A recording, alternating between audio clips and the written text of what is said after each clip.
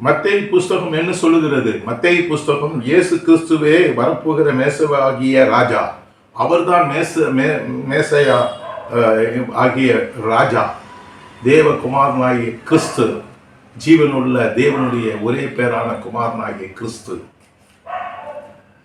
ராஜா என்று அவரை வர்ணிக்கிறது. எனக்கு அருமையானவர்களே, மத்தேயு 11, 28, 29, 30, வருத்தப்பட்டு பார சுமக்கிறவர்களே, நீங்கள் எல்லோரும் எண்ணத்தில் வாருங்கள், நான் உங்களுக்கு இளைப்பாறுதல் தருவேன். என் நுகம் ஏகம் மெதுவானது, அதை நீங்கள் ஏற்றுக்கொள்ளுங்கள். உங்களது கனமானது, அதை என்னிடத்தில் கொடுத்துக் கொடுங்கள்.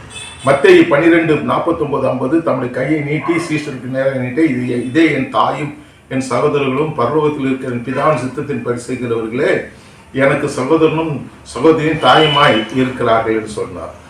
தேவனுடைய சித்தம் செய்வது முக்கியம். மத்தேயு 13, 23, நல்ல நேரத்தில் இருந்த வசனங்கள் கேட்கிறவனாய் இருந்து 100ஆகவும் 60ஆகவும் 30ஆகவும் பலன் தரும் என்றார். மத்தேயு 14, 34, 35, 36, பின்பு அவர் கடலை கடந்து கென்னசரேத் நாட்டுக்கு வந்தார்கள். அவ்விடத்தில் மனுஷர் அவர் இன்னார் என்று அறிந்தபடியினால் சுற்றிலும் முற்றிலும் இருக்கிற ஜனங்களை பிணியாட்களை கொண்டு வந்து அவர் வஸ்திரத்தை ஓரத்தாலும் தொடுபடி உத்தரவாயினார்கள். தொட்ட யாவரும் சுஸ்தமானார்கள். அதே போல மத்தேயு 15, 29, 30, 31 இயேசு அப்படிவரை விட்டு கலிலேயா கடற்கரை ஓரம் ஒரு மலையில் மேலேயே அங்கு உட்கார்ந்தார். அப்போது சப்பானி, குருடர், ஊமியர், ஊழியர் எல்லோரும் அவரிடத்தில் வந்தார்கள். அவர் பாதத்தில் வைத்தார்கள். அவரை சுஸ்தப்படுத்தினார். மத்தேயு 16, 18 மிகவும் பிரபலமான வசனம். மேலும் நான் உங்களுக்கு சொல்லுகிறேன், நீ பேதுவாய் இருக்கிறாய், இந்த கல்லின் மேல் என் சபையை கட்டுவேன், பாதாளத்தின் வாசல் அதை மேற்கொள்வதில்லை.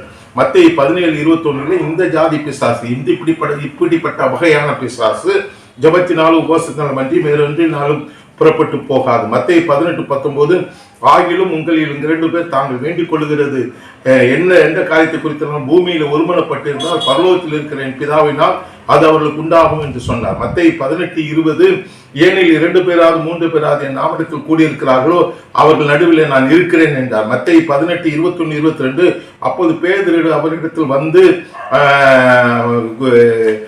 என் சகோதரன் எனக்கு விரோதமாய் குற்றம் செய்தால் எத்தனை தரம் மன்னிக்க வேண்டும்? 7 தரமோ என்று கேட்டான்.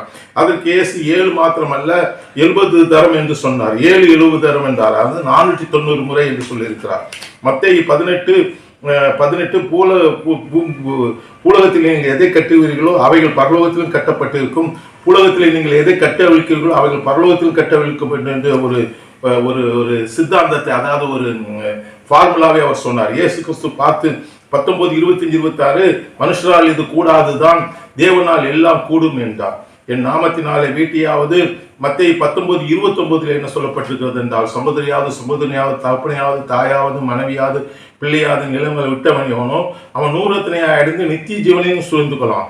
20, 28 அந்தப்படியே மனுஷகுமாரன் ஊழியம் செய்யும்படியாக வராமல் ஊழியம் கொள்ளும்படியாக வராமல் ஊழியம் செய்யும்படியாகவும் அநேகரை மீட்கும் பொருளாக தம்முடைய ஜீவனை கொடுக்கும்படியாகவும் இந்த உலகத்துக்கு வந்தார். இந்த மறுபடியும் ஒரு 10 அதிகாரத்திலே கிட்டத்தட்ட ஒரு 10, 15 வசனங்கள் உங்களுக்கு நான் சொன்னேன். ஒரு கோர்வையாக எடுத்து கொடுத்திருக்கிறேன்.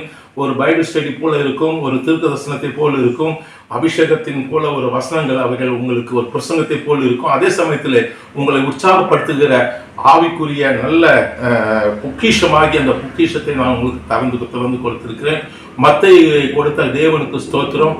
மத்தேயுவில் உள்ள ஆசீர்வாதங்கள் உங்கள் மீது வந்து உங்கள் மீது உங்கள் குடும்பம் மீதும் வந்து பலிப்பதாக அந்த ஆசீர்வாதத்தை நீங்கள் பெற்றுக்கொள்ளுங்கள். அடிக்கடி மத்தேயு புஸ்தகத்தை படியுங்கள். அதன் மூலமாக கர்த்தர் உங்களை ஆசீர்வதிப்பார். ஆயினாலே என்னுடைய இந்த பிரயாசம் உங்களை அந்த வேதத்திற்கு மறுபடியும் திரும்ப இழுக்கிறதா இருக்கும். வேதமே சிறந்தது. வசனத்திற்காக வாழுவோம், வசனத்தை படிப்போம், தியானிப்போம், அந்த வசனத்துக்காக வாழ்வோம், வசனத்தை மேன்மைப்படுத்துவோம். கர்த்தர் உங்களை மேன்மைப்படுத்துவார்.